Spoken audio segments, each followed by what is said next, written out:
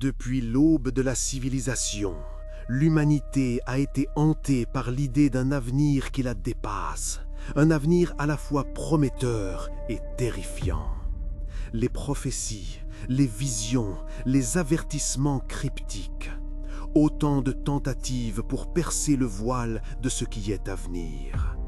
Mais que se passerait-il si l'avenir lui-même tentait de communiquer avec nous, de nous envoyer un message désespéré à travers le temps? C'est l'histoire étrange et troublante qui s'est déroulée dans la petite ville de Havenwood. Une histoire qui défie toute explication rationnelle et qui nous plonge au cœur d'un mystère dont les répercussions pourraient bien affecter notre propre existence. Bienvenue dans l'iceberg de l'écho des ombres temporelles, où chaque strate révèle une couche plus profonde de mystère et d'angoisse. Préparez-vous, car ce voyage risque de vous hanter longtemps après la fin de cette vidéo. Et surtout, n'oubliez jamais d'écouter attentivement, car l'avenir pourrait bien essayer de vous parler. Havenwood, une petite ville apparemment sans histoire, nichée au creux des Appalaches. Une communauté soudée où les traditions se transmettent de génération en génération. Jusqu'à cette nuit fatidique du 12 octobre 2023. À minuit pile, un silence étrange s'est abattu sur la ville. Un silence immédiatement brisé par un vacarme assourdissant. Des grésillements, des voix distordues, des images spectrales envahissant tous les écrans, toutes les radios, tous les appareils connectés. Un signal inconnu, une transmission venue de nulle part, ou plutôt d'un ailleurs temporel. Au début, beaucoup ont pensé à une blague, une farce élaborée, orchestrée par des adolescents en mal de sensations fortes. Mais très vite, l'ampleur et la nature du phénomène ont dissipé tous les doutes. Il s'agissait de quelque chose de bien plus sinistre, de quelque chose qui dépassait l'entendement humain. C'est à ce moment-là que John, un technicien en télécommunications de la ville, a été appelé à la rescousse. Un homme rationnel, pragmatique, qui n'avait jamais cru aux histoires de fantômes ou aux théories du complot. Mais ce qu'il allait découvrir allait ébranler ses convictions les plus profondes et le plonger dans un cauchemar éveillé. Jean a commencé par analyser le signal. Il a découvert qu'il était émis sur toutes les fréquences possibles, impossible à bloquer ou à brouiller. La source était introuvable, comme si elle n'existait pas dans notre réalité. Les voix, lorsqu'elles étaient audibles, semblaient supplier qu'on les écoute, qu'on les croie, avant qu'il ne soit trop tard. Ils arrivent, écoutez-nous, ne faites pas la même erreur.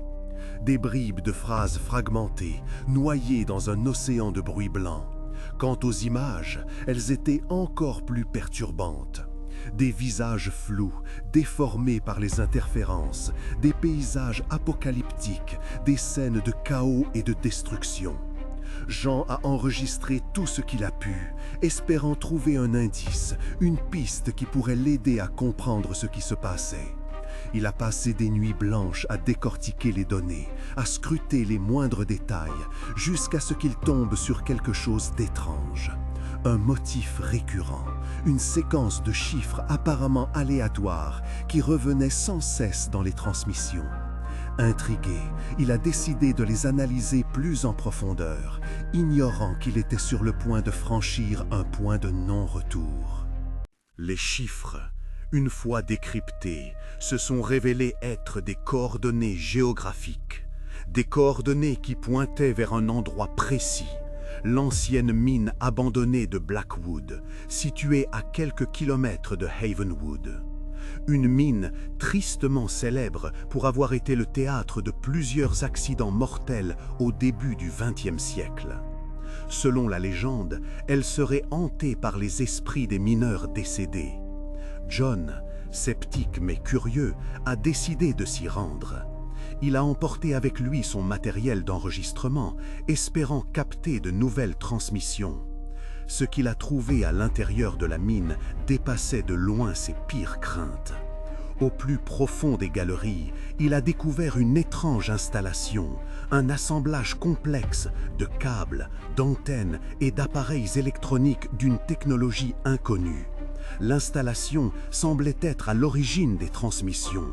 Mais qui l'avait construite et dans quel but? Alors qu'il s'approchait, les transmissions sont devenues plus fortes, plus claires, plus désespérées. Les visages sur les écrans étaient plus nets, plus humains. Il a reconnu des habitants de Havenwood, des personnes qu'il connaissait bien, mais vieilles, usées, terrifiées. Elles le regardaient, suppliant à travers le temps. L'une des voix, particulièrement forte et claire, a prononcé son nom. « John, c'est toi qui dois nous arrêter. Ils arrivent. » John était terrifié.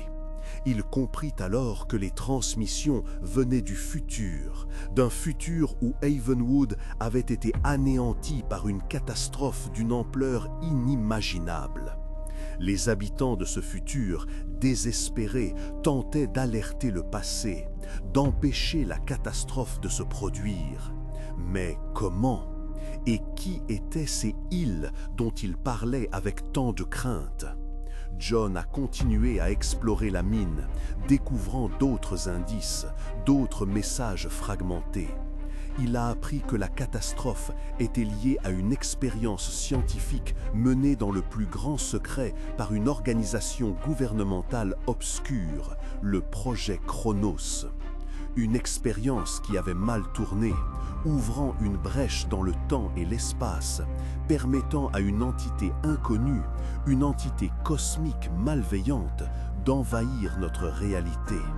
Cette entité, c'était Il.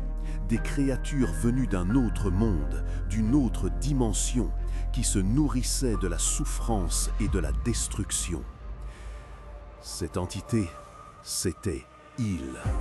Des créatures venues d'un autre monde, d'une autre dimension, qui se nourrissaient de la souffrance et de la destruction. Jean a compris qu'il était le seul à pouvoir empêcher la catastrophe.